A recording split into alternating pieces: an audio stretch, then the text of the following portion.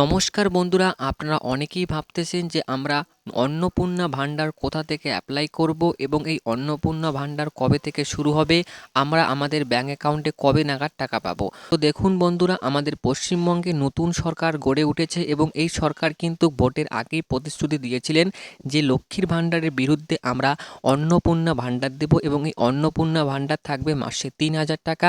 এবার আপনারা অনেকেই ভাবতেছেন যে সরকার তো গঠন হয়ে গেল, মুখ্যমন্ত্রী গঠন হয়ে গেল, আমরা কবে নাগাদ অন্নপূর্ণা ভাণ্ডার অ্যাপ্লাই করব এবং আমরা কবে নাগাদ টাকা পাবো।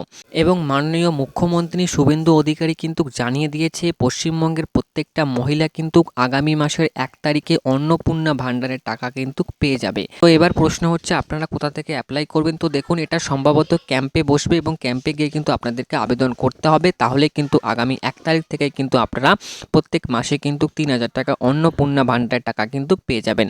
আশা করা যায় আপনারা সমস্ত বিষয় বুঝতে পেরেছেন। আজকের এই ভিডিওটা এখানে শেষ করলাম। ভিডিওটা কেমন লাগলো অবশ্যই কিন্তু কমেন্ট করে জানাবেন।